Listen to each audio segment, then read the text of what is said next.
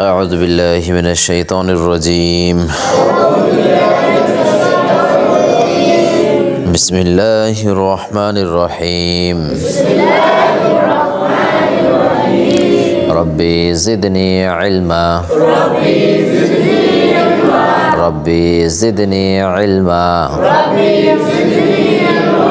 ربي زدني علما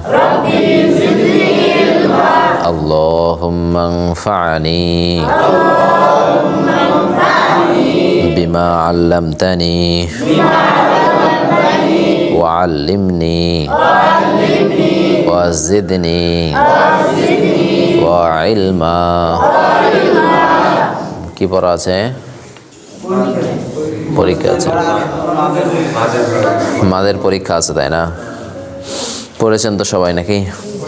পড়া যাবে? দেখেন, মাদ্দে আসলি কাকে কয়?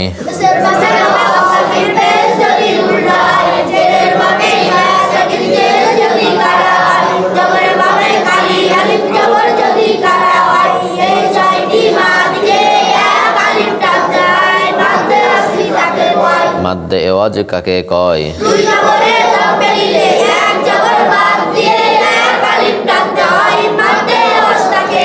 মাদ্দে লিন কাকে কয়?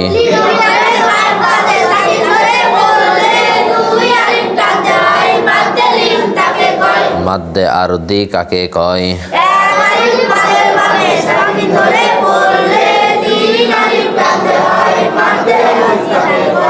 এক আলিফ মাদের বামে লম্বা হামজা পাইলে কয় আলিফ টানতে হয়?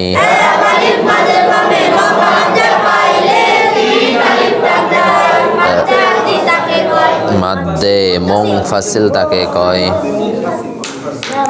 মাদ্দে মুনফাসিল, মাদ্দে মুনফাসিল। এক আলিফ মাদের বামে গোল হামজা পাইলে কয় আলিফ টানতে হয়?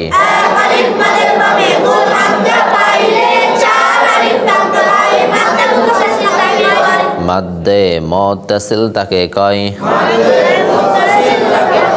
মাদ্দে মুত্তাসিল তাকে কয়?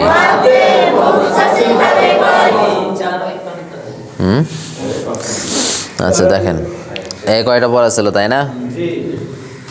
5, 6, 7, 8, 9, 10, এই 6টা পড়া ছিল। আজকে হচ্ছে পরীক্ষা নাকি? পড়েছেন তো সবাই? সবাই পড়েছেন? আচ্ছা দেখেন, গতকালকে আমাদের পড়া ছিল 19 নম্বর তাজবিদ। কয় নাম্বার? 19 নম্বর তাজবিদ। এটাও কিন্তু একটা মাদের অন্তর্ভুক্ত। এটা কি মাদের অন্তর্ভুক্ত, তাই না? কারণ পড়ার নাম হচ্ছে আলিফ জায়দা। আলিফ জায়দা মানে অতিরিক্ত আলিফ। আলিফ জায়দা মানে কি? আলিফ জায়দা চেনার উপায় কয়টা? 1 নাম্বার, আলিফের ওপর গোল চিহ্ন যদি হয় আলিফ জায়দা তাকে কয়। আর দ্বিতীয় নাম্বার কি? আনা শব্দের আলিফকেও আলিফ জায়দা বলা হয়। আলিফ জায়দা কি করা যাবে না, কিন্তু আলিফ জায়দায় দম ফেলিলে এক আলিফ টানতে হবে। তাহলে যেখানে আলিফ জায়দা থাকবে ওই আলিফ জায়দাতে যদি আমরা দম ফেলি তাহলে সেখানে কি করতে হবে? এক আলিফ টান দিতে হবে। ঠিক আছে?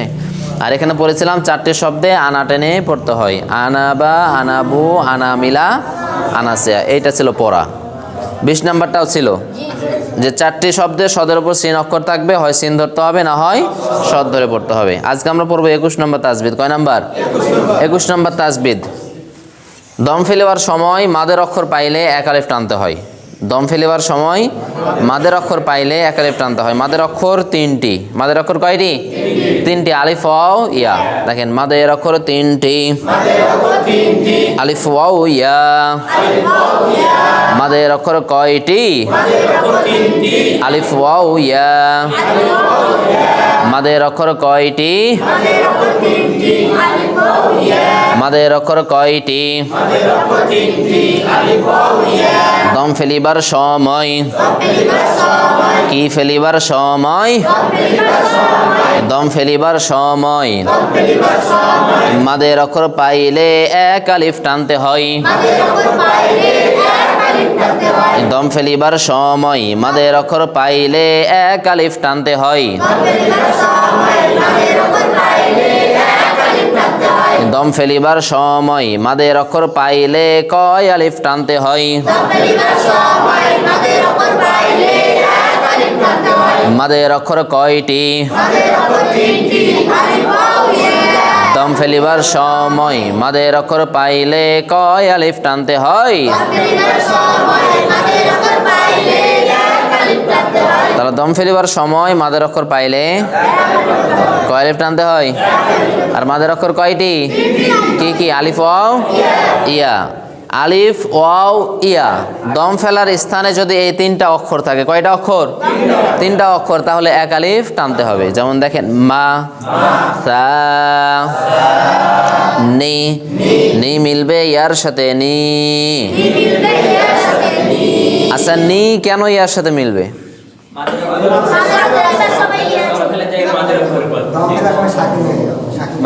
কেন সাকিন হবে? কেন ইয়ার উপর সাকিন ধরবো? সহজ সহজ। সাকিন ধরার নিয়ম কয়টা? কি কি? হ্যাঁ, আর্ধ সাকিনের নিয়ম কি? ওটা মাদ্দা আরদি, ওটা মাদ্দা আরজি। কি কি পাঁচটা নেই? কি কি পাঁচ জায়গা? হ্যাঁ, জের আছে না জবর আছে? জবর আছে। কয় জবর আছে? এক জবর। এক জবর আছে, এই জন্য দম ফেলার কারণে সাকিন ধরতে হবে। এক জবর আছে এই জন্য কি? দম ফেলার কারণে। এখন ইয়ার উপর যদি সাকিন হয় তাহলে জেরের বামে, জেরের বামে, এই জন্য তখন এক আলিফ টানা হবে। ঠিক আছে? তাহলে নি মিলবে ইয়ার সাথে নি। ই, ই মিলবে লামের সাথে ইল। লা, হু, হু মিলবে ওয়াওয়ের সাথে হু। ওয়ে কয় জবর আছে? দম ফেললে কি ধরতে হবে? তাহলে ওয়ে যদি সাকিন ধরি তাহলে পেশের বামে কি হবে? এই জন্য এক আলিফ টান দিতে হবে। এটা দম ফেললে টান হবে, দম না ফেললে টান হবে না। হু মিলবে ওয়াওয়ের সাথে হু। আ, আ মিলবে আইনের সাথে আ। লা, কেন টান হবে বলেন তো? এলা কেন টান হবে? ইয়া সাকিন, সাকিন ধরতে হবে। সাকিন ধরলে তো লা মিলবে ইয়ার সাথে লাই। এখানে দেখেন, এখানে আমরা বললাম যে দম ফেলিবার সময় মাদের অক্ষর পাইলে এক আলিফ টানতে হয়। এই দুইটা জায়গায় আমরা সাকিন ধরেছি। কি ধরেছি? কারণ আমরা এখানে দম ফেলেছি ইয়াতে। ইয়াতে আছে এক জবর, এই জন্য সাকিন ধরেছি। এক জবর আছে এই জন্য কি করেছি? সাকিন ধরেছি। এখানে আছে কি? ওয়াও। এক জবর আছে, দম ফেলেছি এই জন্য কি? সাকিন ধরেছি। এখানে দম ফেলছি ইয়াতে, কিসে? কিন্তু ইয়ার ওপর কি কোনো কিছু আছে? ওই পাঁচটার কোনো একটা আছে, এই জন্য ইয়াতে সাকিন ধরা যাবে না। ওর আগে যে হারকাটটা আছে ওটা ধরেই টান দেওয়া লাগবে। জি না, এই যে মাদের অক্ষর আছে দম ফেলার কারণে এক আলিফ টান হবে। হ্যাঁ হ্যাঁ হ্যাঁ হ্যাঁ হ্যাঁ, এটা একটা। এই যে মাদের অক্ষর ইয়া আছে এই জন্য দম ফেলার কারণে কি? এক আলিফ টান হবে। এখন কেন মিলছে না? কারণ ইয়াতে কি কোনো হারকাত নাই। যদি হারকাত থাকতো, ওই পাঁচটার কোনো একটা থাকতো, তাহলে কি দম ফেললে সাকিন ধরতে হতো। যেহেতু কোনো কিছু নাই এজন্য সাকিন ধরা লাগবে না, ওই হারকাত ধরে টান দেওয়া লাগবে। আ, আ মিলবে আইনের সাথে আ। লা, তু, তু মিলবে খয়ের সাথে তুখ। সি, রু। এই যে ওয়াও আছে, কি আছে? ওয়াও আছে, তাই না? দম ফেলার কারণে মাদের অক্ষর, দম ফেলার কারণে এক আলিফ টান হবে। ওয়ে যেহেতু কোনো কিছু নাই এজন্য সাকিন ধরা যাবে না, শুধু রু এক আলিফ টান দিতে হবে। রু। আ, খি। তাহলে শেষ অক্ষরে যে অক্ষরে দম ফেলবো, যদি পাঁচটা জিনিস থাকে তাহলে সাকিন ধরতে হবে। যদি পাঁচটা জিনিস না থাকে সাকিন ধরা যাবে না।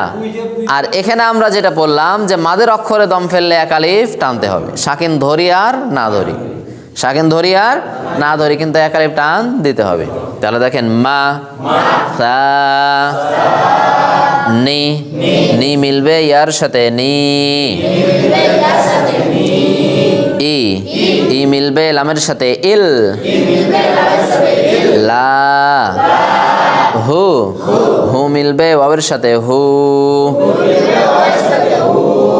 আ মিলবে আইনের সাথে আ। লা তু মিলবে খয়ের সাথে তখ। সি রু আ খি মা আবার ডাকেন। তারপর একসাথে আওয়াজ দিয়ে হারকাতের উচ্চারণ কয় আলিফ টানতে হয়। তাড়াতাড়ি পড়েন। আরেকবার মিলান। তারপর আরেকবার মিলান। আরেকবার ইল। তারপর আরেকবার মিলান। তারপর মিলান। তারপর আরেকবার মিলান। তারপর সি। তারপর আরেকবার। তারপর তারা দম ফেলিবার সময় মাদের অক্ষর পাইলে কয় আলিফ টানতে হয়। মাদের অক্ষর কয়টি?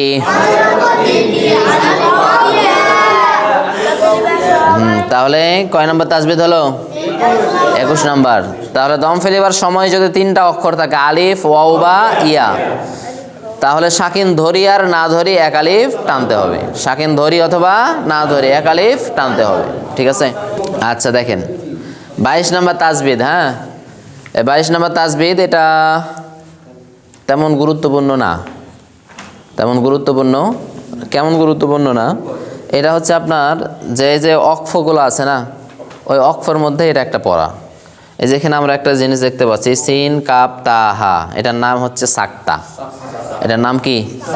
সাক্তা। আর একটা দেখতে পাচ্ছি ওয়াও কফ ফা হা, এটার নাম হচ্ছে ওয়াকফা।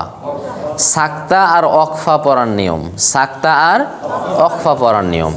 তো সাক্তা আছে যেখানে দম না ফেলে পড়ার আওয়াজ কিছু সময় বন্ধ হবে। যেখানে সাক্তা চিহ্ন থাকবে সেখানে কি দম ফেলা যাবে না, কিন্তু পড়ার আওয়াজ কিছু সময় বন্ধ থাকবে। পড়ার আওয়াজ কি কিছু সময় বন্ধ থাকবে। আর ওয়াকফা আছে যেখানে সাক্তার চেয়ে বেশি সময় বন্ধ হবে, এখানেও দম ফেলা যাবে না, কিন্তু কি পড়ার আওয়াজ বন্ধ থাকবে সাক্তার চেয়ে একটু বেশি। কিভাবে? যেমন মিম মারকাদিনা হাযা, এই যে না হাযা, না টানার পরে পড়ার আওয়াজটা কিছু সময় বন্ধ থাকবে, কিন্তু দম ছাড়া যাবে না। এটা হচ্ছে নিয়ম। ঠিক আছে? আর ওয়াকফা আছে যেখানে সাক্তার চেয়ে বেশি সময়, এখানে যদি 1 সেকেন্ড থাকে এখানে 2 সেকেন্ড মনে করেন, তুলনামূলকভাবে এইভাবে বলতেছি। যেমন ওয়াফু আন্না ওয়াগফির লানা। এখন কবেন যে আমি যদি দম ছেড়ে দিই, আমি যদি কি করি দম ছেড়ে দিই, কে বুঝবে? তো এখানে এ পড়াটা এমনটা না যে এখানে দম ছাড়লে গুনাহ হবে, এমনটাও না, কিন্তু এটা পড়ার একটা সৌন্দর্য। এটা কি পড়ার একটা সৌন্দর্য বলা যায়। তো এখানে এমন কোনো নাই যে এখানে দম এরকম সাক্তা না করলে যে গুনাহ হবে, বিষয়টা এমন না। কিন্তু এইভাবে যদি আমরা পড়ি তাহলে কি হবে? পড়াটা সুন্দর হবে। আচ্ছা ঠিক আছে, তাহলে আজকে আমরা পড়লাম 21 আর 22 নম্বর। 21 আর কি 22 নম্বর। 22 নম্বরটা আবার সামনে পাবো পড়তে। ঠিক আছে?